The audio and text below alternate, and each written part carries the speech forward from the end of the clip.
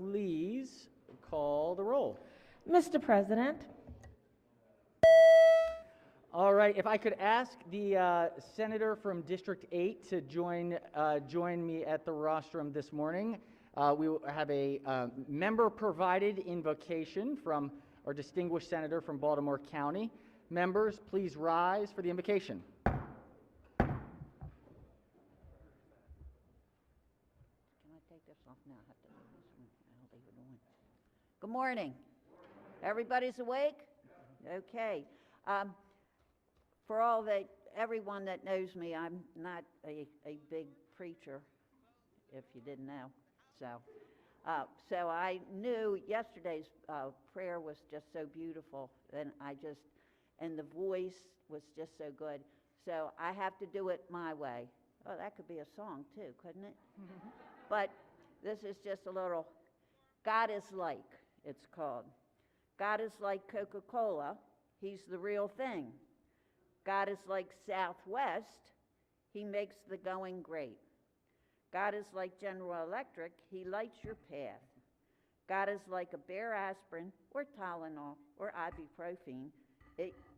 He works wonders. God is like a Hallmark card. He cares enough to send the very best. God is like Tide. He gets the stains out of others that others leave behind. God is like VO hairspray. I wish I had some. He holds through all kinds of weather. God is like Dial soap. Aren't you glad you know him? Don't you wish everybody did? God is like Walmart. He has everything. God is like Alka-Seltzer. Try him. You'll like him. God is in the Senate of Maryland. Just to remind you, he's looking over us. Amen. Amen. Amen. Mr. President. Chair recognizes the senator from the 33rd District. Thank you, Mr. President. I would ask that wonderful prayer be journalized and thank the senator for her creativity. I think we will remember it regardless of whether or not it is journalized. But without objection, we will most certainly journalize the wonderful remarks from our incredible colleague from the 8th District. All right, colleagues, has everyone recorded their presence in the chamber?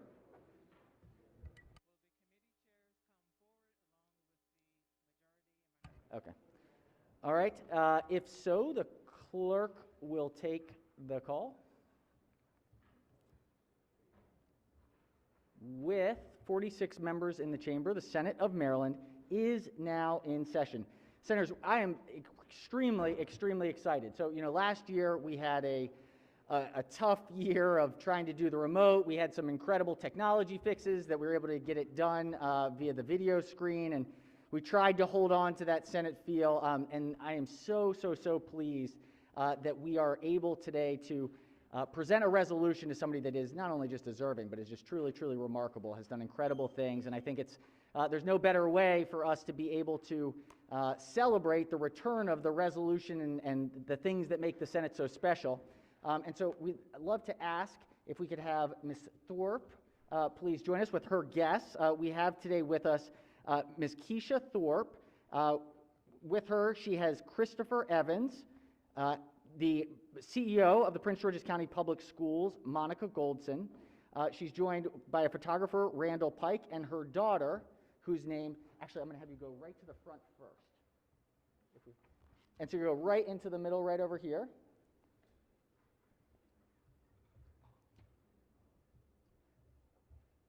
Excellent. And would like to recognize the senator from the 47th District who has a resolution on behalf of the Senate. Thank you so much, President Ferguson. Members of the Senate, it is my real honor to acknowledge Keisha Thorpe, who is the Global Teacher of the Year. She is one that is a standing ovation, no question. Global, good girl. It is.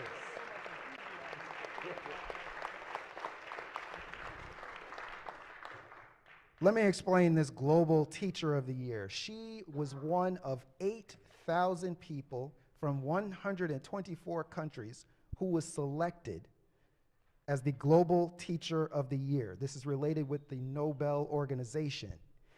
She is an English teacher at the International High School of Langley Park, right in District 47.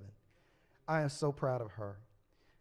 Her students are international students, many of them English second language learners, English language learners from Central America, from Africa, and she is the best that we have. She's educating our future children, and I am just so honored that she is one of us, and I've had the honor of working with her on a few different programs. And so we have, Mr. President, a resolution in honor of Ms. Thorpe.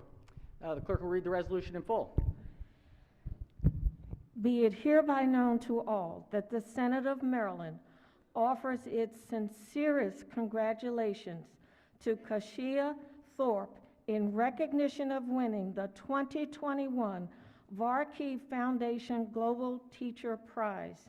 She is the second American to win this award, being selected from more than 8,000 individuals from 121 countries for her efforts teaching in Prince George's County.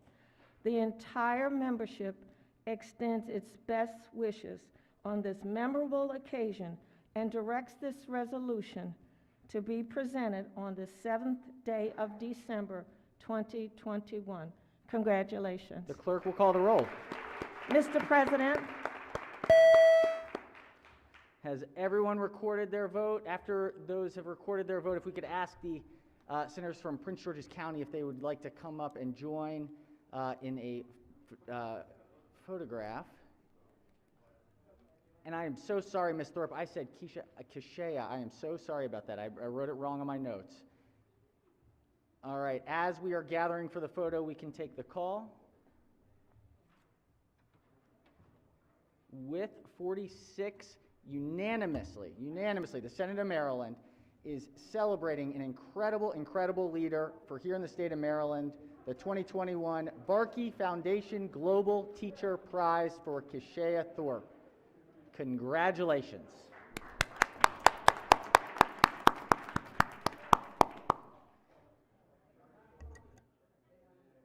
There we go.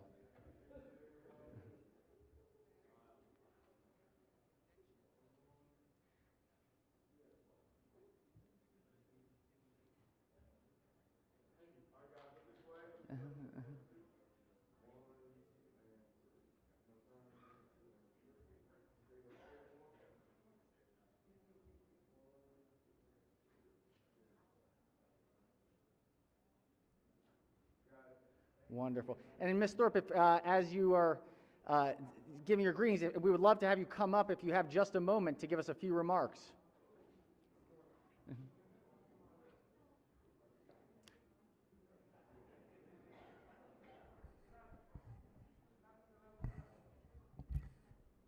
The mic is yours. Good morning. It is my honor to stand in front of you today to be recognized, and I thank you so much for the recognition. This reminds us that teachers do matter, and I'm so happy that I have this platform that allows me to get a seat at the table. So thank you so much, and I hope that now that I do have the seat at the table, I hope that a lot of you guys will be listening to us. We are on the front line as teachers, and we have some of those solutions. So please listen to us, and so that we can create a better future for all of our students. Thank you so much. Can you introduce your daughter?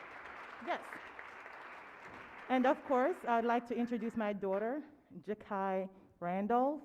She's a senior, and she is actually about to go to college next year. And where's she going? We're not sure yet, but she has been formally accepted to University of Maryland. Oh, very good. Well, thank you. Thank you so much for having We so me. appreciate you. Thank you. She's in AP Government, so this is a project learning environment that we're exercising today. So this is both the classroom and Senate floor today for Ms. Thorpe's daughter. All right, what a great way to start the day. All right, let's get to work here. Whoop.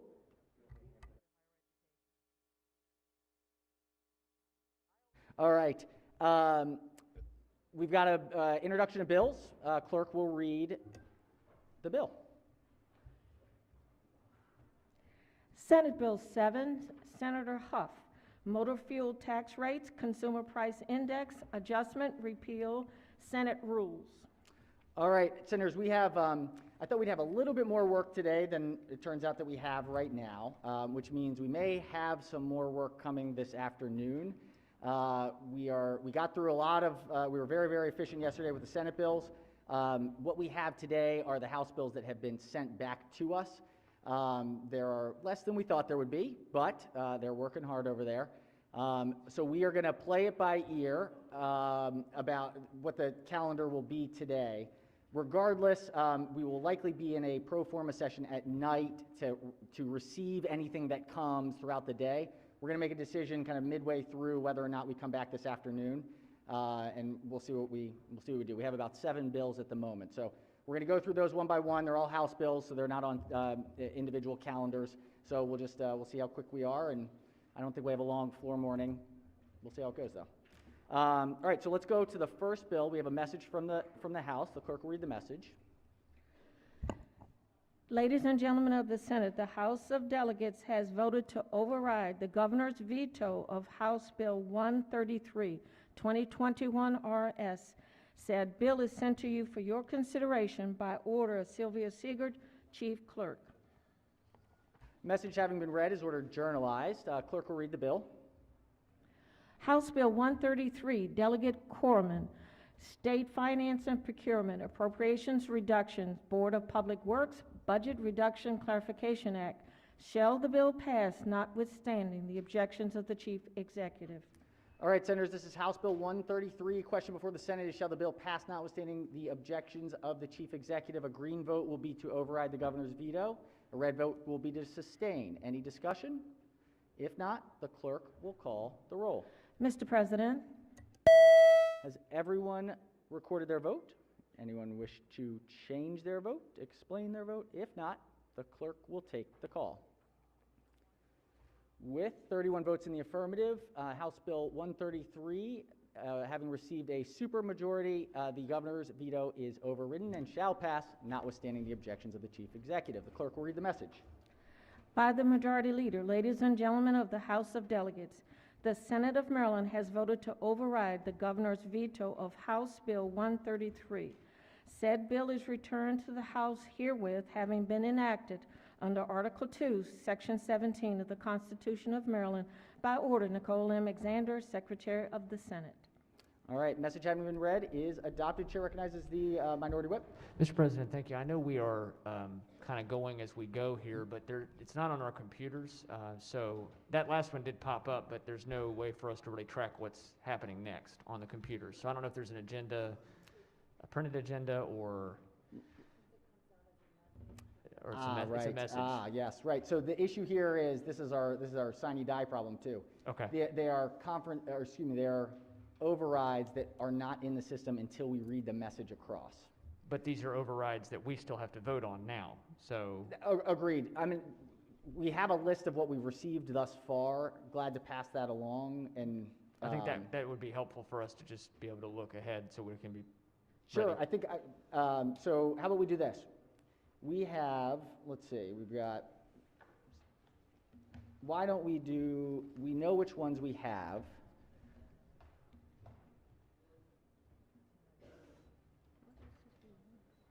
Okay, we'll do this. Why don't we recess for 5 minutes? We'll get a list of the ones that are the 7 that we have. We'll make sure that those are there, with the note that we're going to have some that are coming across as they're finishing, so we'll try to give those a heads up as much as we can. And so we know what the next 6 are. We would appreciate that. That way we don't have to get up and just talk from without a plan. So that would be great. Perfect. Thank you. So let's do this. We don't want to delay things that don't need to be delayed. Yeah. Yep. No, Thank makes you. sense. All right. The chair recognizes the majority leader maybe to recess. Yes, Mr. President, I move that the Senate of Maryland stand in recess for 5 minutes. 5 minutes. We'll say 10:25 is 8 minutes. All right. Without objection, so ordered.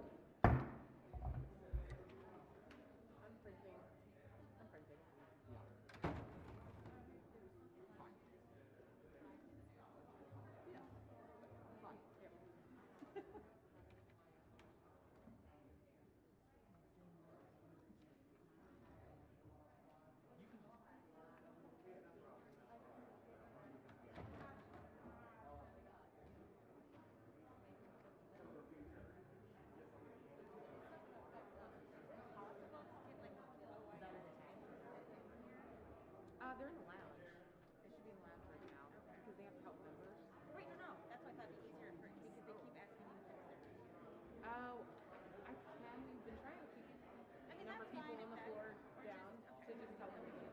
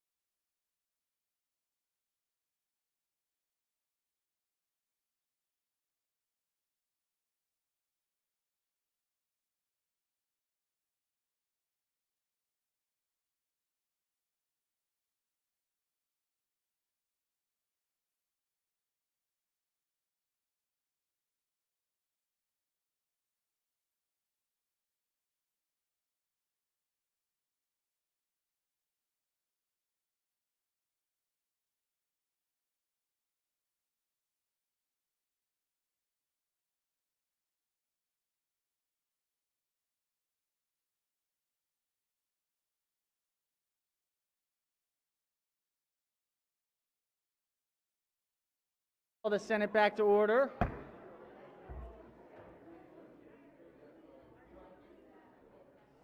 Members, please take your seats.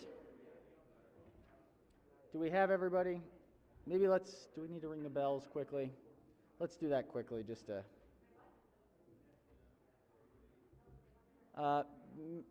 Madam Clerk, if we could please call the roll. Mr. President,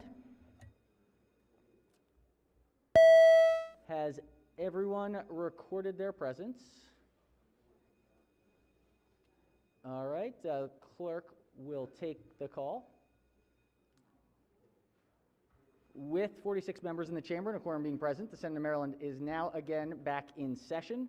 Senators, we will let the invocation from the senator from District 8. It was so memorable that we'll let it suffice for the calling back into session here.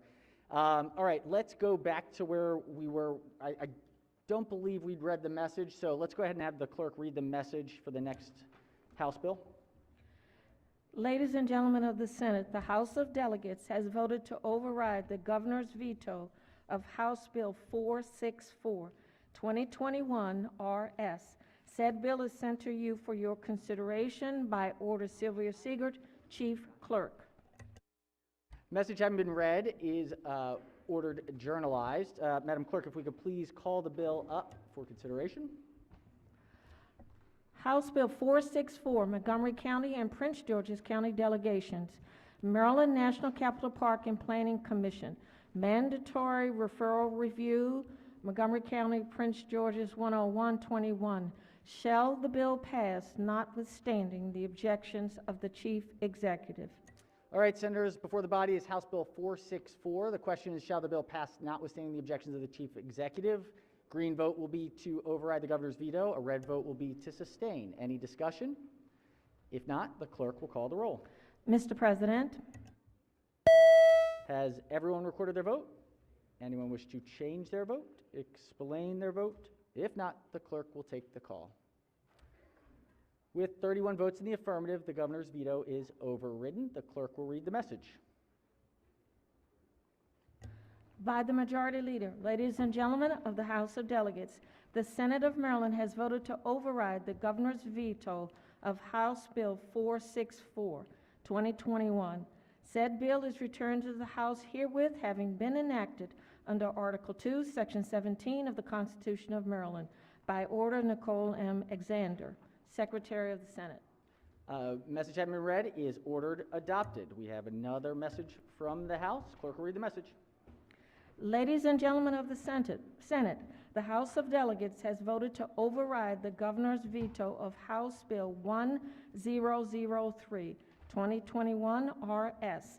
Said bill is sent to you for your consideration by order Sylvia Siegert, Chief Clerk. Message having been read is ordered journalized. Clerk will read the bill. House Bill 1003, Delegate Learman, States of Emergency, Emergency Procurement and Budget Amendments, Notice and Authorization. Shall the bill pass, notwithstanding the objections of the Chief Executive? All right, Senators, House Bill 1003 is before the body. The question is, shall the bill pass, notwithstanding the objections of the Chief Executive? Green vote to override, red vote to sustain. Any discussion? If not, the clerk will call the roll. Mr. President, Has everyone recorded their vote? Anyone wish to change their vote, explain their vote? If not, the clerk will take the call. With 31 votes in the affirmative, the governor's veto is overridden. The clerk will read the message. by the Majority Leader, ladies and gentlemen of the House of Delegates, the Senate of Maryland has voted to override the governor's veto of House Bill 1003. Said bill is returned to the House herewith, having been enacted under Article 2, Section 17 of the Constitution of Maryland, by order Nicole M. Alexander, Secretary of the Senate. Message having been read is adopted. Another message from the House. Clerk will read the message. Ladies and gentlemen of the Senate, the House of Delegates has voted to override the governor's veto of House Bill 1091, 2021 RS. Said bill is sent to you for your consideration by order Sylvia Siegert, Chief Clerk. Message having been read is ordered journalized. Clerk will read the bill. House Bill 1091, Delegate Resnick, State Procurement, Emergency and Expedited Procurements, Revisions and Reporting. All Shall right. the bill pass, notwithstanding the objections of the Chief Executive? Thank you, Madam Clerk. Before the body is House Bill 1091. Question is, shall the bill pass notwithstanding the objections of the Chief Executive? Green vote will override, red vote will sustain. Any discussion? If not, clerk will call the roll. Mr. President, Has everyone recorded their vote? Anyone wish to change their vote, explain their vote? If not, the clerk will take the call. With 31 votes in the affirmative, the governor's veto is overridden. Clerk will read the message. by the Majority Leader, ladies and gentlemen of the House of Delegates, the Senate of Maryland has voted to override the governor's veto of House Bill 1091. Said bill is returned to the House herewith, having been enacted under Article 2, Section 17 of the Constitution of Maryland by order Nicole M. Alexander, Secretary of the Senate. Message having been read is ordered adopted. We've got another message from the House. Clerk will read the message. Ladies and gentlemen of the Senate, the House of Delegates has voted to override the governor's veto of House Bill 1209. Said bill is sent to you for your consideration by order Sylvia Siegert, Chief Clerk. Message having been read is ordered journalized. Clerk will read the bill. House Bill 1209, Delegate Lukey, Sales and Use Tax, Peer-to-Peer Car Sharing Alterations. Shall the bill pass, notwithstanding the objections of the Chief Executive? All right, before the body is House Bill 1209. Question, shall the bill pass notwithstanding the objections of the Chief Executive? Green vote will override, red vote will sustain. Any discussion? If not, clerk will call the roll. Mr. President, Has everyone recorded their vote? Anyone wish to change their vote, explain their vote? If not, the clerk will take the call. With 31 votes in the affirmative, the governor's veto is overridden. The clerk will read the message. by the Majority Leader, ladies and gentlemen of the House of Delegates, the Senate of Maryland has voted to override the governor's veto of House Bill 1209. Said bill is returned to the House herewith, having been enacted under Article 2, Section 17 of the Constitution of Maryland by order Nicole M. Alexander, Secretary of the Senate. Message having been read is adopted. We've got one more, at least right now. Clerk will read the message from the House. Ladies and gentlemen of the Senate, the House of Delegates has voted to override the governor's veto of House Bill 933. Said bill is sent to you for your consideration by order Sylvia Siegert, Chief Clerk. Message having been read is ordered journalized. Clerk will read the bill. House Bill 933, Delegate Bartlett, Anne Arundel County Transfer Tax, Housing Trust Special Revenue Fund. Shall the bill pass, notwithstanding the objections of the Chief Executive? All right, before the body, we have House Bill 933. Question is, shall the bill pass notwithstanding the objections of the Chief Executive? Green vote to override, red vote to sustain. Chair recognizes the floor leader. Thank you, Mr. President. Colleagues, this is a fairly standard local bill from Anne Arundel County. As you know, every year we get dozens of these local bills that involve financial matters that we deal with. This one in particular authorizes Anne Arundel County, doesn't require it, authorizes Anne Arundel County to potentially increase the transfer tax on transfers over $1 million, and then to use that extra money, should they decide to do that, for a housing trust fund. So when we get these bills in our committee, we usually go through sort of a two-step process. The first is, of course, does the delegation support it? And in this particular case, the delegation did indicate that they supported this legislation, although it was not a unanimous decision by the delegation. They did put it forth, and of course, we also got information from the administration in Anne Arundel County. The second thing is that we look at whether or not this is an unusual request. Is this something that is out of the ordinary? Whenever we deal with local bills, the question is, should we is there some precedent being set? Is there some new process that's developed? And that we might want to consider the implications across the state. And it was, in our judgment, not precedent setting. As a matter of fact, interestingly enough, just 1 year before, we, as a body, both as a committee and then as a full body, unanimously passed House Bill 1454. Now that was the transfer tax rate increase authorization for Howard County. And this body saw fit to move forward with it. I know there was a lot of talk yesterday about One Maryland and whether or not we should be sticking together and helping out our jurisdictions that have requests and such. To me, that's one of the key elements of our evaluation in committee. We are constantly looking for opportunities to make sure that every jurisdiction in this state receives the support it needs, whether it's a policy decision or financial decision. We don't always do it. We can't always do it sometimes, but we do our best to try to do it. So this is one of those bills, in my opinion, that does meet the criteria that our committee believes should move forward. And for that reason, I would suggest that we override the governor's veto. Thank you, Senator. Chair recognizes the minority leader. Thank you, Mr. President, and thank you for the chair's explanation. I believe he's a very thoughtful chairman and appreciate that.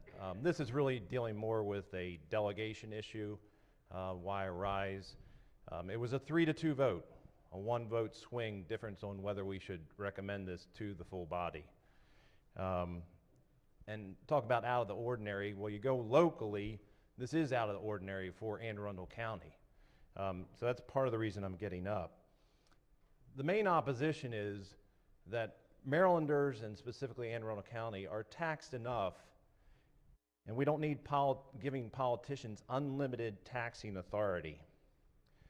We just talked about yesterday the unfunded mandates that this body bestows upon the locals, so they have to continually raise more and more taxes. And we talked about income tax rates yesterday. Now we're talking about transfer taxes. So we're imposing this on Anne Arundel County, partially because this body continues to put unfunded mandates on them, and they must raise taxes. I looked at the fiscal note, and it states, I quote, "The potential revenue increase could be significant," meaning huge taxes. And this bill was put forward at the middle of a pandemic. We've had other bills raising $250 million of taxes during the pandemic, and this just piles on, as if we couldn't wait till after the pandemic was over. And there's even more flaws to this other than just raising taxes during a pandemic. And if I could digress for a second, the American dream is a beautiful thing. People save up money, they scrounge around for every penny they have, and they start a business. Some are very successful, and I've talked to them in my community. But the fact is, 65% of small businesses fail within the first 10 years. And that's not even taking into the impact of COVID. The bill before us penalizes those who are seeking that American dream. I've talked to commercial real estate agencies this week. The market is depressed, they're struggling, and if a business comes, especially during COVID, they fail. They sell their property for a loss. This bill will put higher taxes on that business even though they have a loss. They're devastated by the loss of their business, and this piles on them and says, on the way out, we're going to give you higher taxes. The target of this bill was supposed to be the wealthy property owners, and you give it to those in housing. This is not meeting all the details of the bill because it has a very wide net. It brings in those failed businesses, and it's focusing on the sale price, not profits and losses. And the sad part is, this was intentional. Because I brought this very point up to the body and the delegation, and there was not a will to change that. Businesses are struggling enough with lockdowns, COVID, and this bill just kicks them when they're down. While it's a noble idea, we have to look at the details of the bill because details matter, because details become law. This is not only a bad bill, this is a cruel bill that penalizes those who fall short achieving the American dream. It's legislation like this that underscores why people think many politicians are out of touch with the regular Marylanders. At a time when government is flush with money, we're talking about no more structural deficits. We have surpluses at the county and state level. We are imposing more taxes on the people that we serve. This is bad policy on so many levels. I ask that you sustain the governor's veto. Thank you. Thank you, Senator. Chair recognizes Senator from Anne Arundel, 32nd District. Thank you, Mr. President.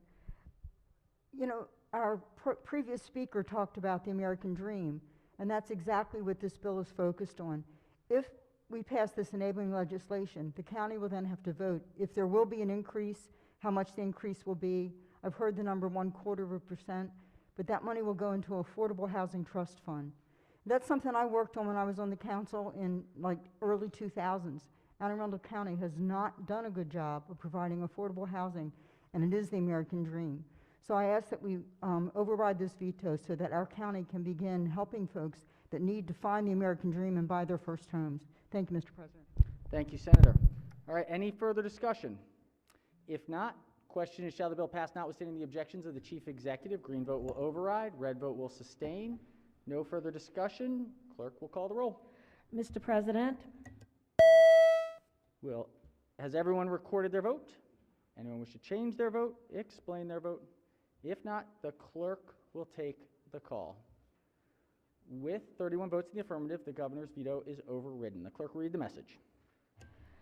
by the Majority Leader, ladies and gentlemen of the House of Delegates, the Senate of Maryland has voted to override the governor's veto of House Bill 933. Said bill is returned to the House herewith, having been enacted under Article 2, Section 17 of the Constitution of Maryland by order Nicole M. Alexander, Secretary of the Senate. Message having been read is adopted. All right, so that clears us for the day. Just a quick point on the Anne Arundel stuff. Good news was at the gala, the mayor swearing in yesterday, and spoke with one of their economic development directors who said that in the city of Annapolis right now there is only a single restaurant property open and available for renting, and that there is a massive flood of restaurants trying to reopen, and that there is no property because so many restaurants want to reopen, which is a really, really great sign that something is happening and there is confidence about investing again. And so, I just thought it was a worthwhile thing to pass along, that it seems like there is some really good news ahead when it comes to the service industry finding opportunity or having retooled and figured out new ways to operate. So positive news there. All right. Yes, Chair recognizes the Senator from Montgomery County. Mr. President, if I can suggest that the word flood in Annapolis is not the best choice, and that we do need to address some of the climate challenges that Annapolis is doing, and we're lucky that the Senator from District 30 is on that, along with the President, my chairman, and others. We will always take floods of investment. I'm sure that, no, fair enough, well said. All right, so we don't have anything else for the moment, but it does look like the House is going to take up some overrides today, so the best course here is to come back this afternoon and try and get those off the decks when they get them over here. So I think the plan will be to come back at 3 o'clock today, 3 p.m. That way it's not a late night. There may be 3 of us that have to stay later.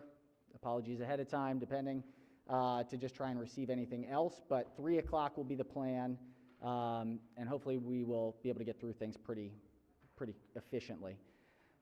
Any committee announcements? Any other points of personal privilege or thoughts, consideration? Yes, Chair recognizes Senator from Montgomery County. Yeah, thank you, Mr. President. Just, I want to just publicly congratulate a former constituent of mine. His parents still live in my district. Christopher Williams was one of 12,000 applicants applied to be astronauts with NASA, and they yesterday selected 10 out of an applicant pool of 12,000. And Christopher Williams, formerly of 15th Legislative District of Maryland, parents still live there, was one of the 10. So I want to just acknowledge awesome. that as one of our nation's new astronauts. Thank you. Was he Navy, Senator? I'm sorry? Was he Navy? Was he in the Navy? We don't know. We'll find out. We'll find out. We'll find out. Very cool. We should get him here. I have a couple folks, Senator from Capital City, followed by a Senator from Hartford County. Thank you very much, Mr. President. Ladies and gentlemen, my district loves when you are here. We love when you spend money at our hotels, at our restaurants, and our small businesses. And I was going to make this announcement on Thursday, Mr. President, but just in anticipation, if we are still here Thursday evening, it is our Midnight Madness, where all of our local businesses are open to midnight. They have hot chocolate, they have goodies, and I hope if we are still here, that you do take advantage of that opportunity in holiday shopping and support our wonderful small businesses here in Annapolis. Thank you, Mr. President. Great plug. Great plug. Chair recognizes the Senator from Hartford County. Thank you, Mr. President. Colleagues, just like to remind everybody that this is the day, December 7th, 1941, that President Roosevelt said would live in infamy. Following this date, millions of young Americans went off to fight in a war, put their principles ahead of their self-interests. Many of them laid down their lives, and it just rise to thank them for their service. Thank you. Well said. Thank you, Senator. Thanks for bringing that to our attention. Chair recognizes the Senator from District 44. Thank you, Mr. President. Given the rarity of this body meeting in December, I wanted to take the opportunity, because it probably won't happen again, to wish my parents a happy anniversary today. So Oh, very good. Happy anniversary. How many years? I have no idea. Even better, even better. Love for love. Yes, Chair recognizes the Senator from District 5. That's a tough one to top. But, Mr. President, I have a constituent with me in the gallery today. Came down to watch us in action, or watch us sit and wait for action to come, as the case may be. He lives in the same town I live in, Manchester. It's Chris Tomlinson up in the gallery. Excellent. Welcome. Thanks for joining us. The gallery back open. We have folks again. The legislature is available. Chair recognizes the Senator from Montgomery County. Answer to your prior question, Mr. Williams, a retired United States Marine, and now going to be an astronaut. Yeah, the senator from the capital, former senator from the capital city, would be very, very pleased to hear that. Yes, Chair recognizes the Senator from District 6. Thank you, Mr. President. First of all, I want to thank those that had supported me. I sent a letter to every senator here, and every House representative delegate is here, and I send it to our federal partners too. I'm a proud Lumbee Indian, and being a proud Lumbee Indian, there's a bill that's going to be presented in front of the Senate, and it has been presented, but it's going to be presented again. And being a proud Indian, I pray that we can be federally recognized. We have over 65,000 Lumbee Indians that live in this country, and the 4 counties that are in North Carolina, and my mother was raised in Lumberton, North Carolina, and they are recognized in North Carolina. And I have to go down to Lumberton, North Carolina to get my Lumbee card to tell people I'm a Lumbee Indian. I pray that we'll have the opportunity, and I'll get your support, and I want to thank those that are supporting me now, that we can be recognized federally, because there's many that are and many that are not. And I appreciate this time to tell you that. Thank you, Mr. President. Thank you, Senator. Thanks for sharing that. That's excellent. A quick update on our end. I didn't want to jinx it yesterday, but obviously in the last year, we've had some changes in the Senate President's office with some incredible new staffers who have big shoes to fill and are doing it beyond exception. Just truly, truly, truly incredible staff members. So you all know them. Certainly you have known Ms. Sally Robb for quite a while as the new Chief of Staff for the Senate President's office. She's doing a remarkable job. And then many of you knew or have known, we stole her back from Tedco. Thank you, Tedco. Win for the Senate. We have Jody Sprinkle, who is the new Deputy Chief of Staff. So please always know my staff is your staff. We are here for we are here for you. We work for you. So please know that we will always be here and ready to assist, and they are here whenever you need them for any issue. So, all right. With that, I think we are good. Do we want to, we'll catch the majority leader as she's headed. Oh, let's do a quorum call before we adjourn. Mr. President, Has everyone recorded their presence? If so, the clerk will take the call. With 46 members in the chamber and a quorum being present, the Senate of Maryland remains in session. Chair recognizes the majority leader. Thank you, Mr. President. I have two different people that I'd like to recess in honor of, if that's possible. Senator may proceed. First of all, it came to my attention that one of our previous senators, Senator Nathaniel Exton, passed away on the, I think the 4th of December. So I wanted to adjourn in his honor today. We most certainly were, and Senator, we'll make sure to get the services. We're trying to, we have not seen, the President Pro Tem says that we will be getting we have the service information. We will get it out through the Secretary of the Senate's office. Okay. I just wanted to be sure, since he was one of our senators, that he was remembered well. Absolutely. Okay, and also yesterday, we were going to recess in honor of Sarah F. Burns, and that didn't happen yesterday, so I would like to do that today. Absolutely, absolutely. Okay. And I think we are going to recess so that the official announcement will come when we adjourn. Okay. So that may be this evening, but certainly we can't bring her up enough Okay. for her sacrifice. So we'll recess until 3 o'clock this afternoon. Without objection, so ordered. Yes. See you all at 3. Mr. President.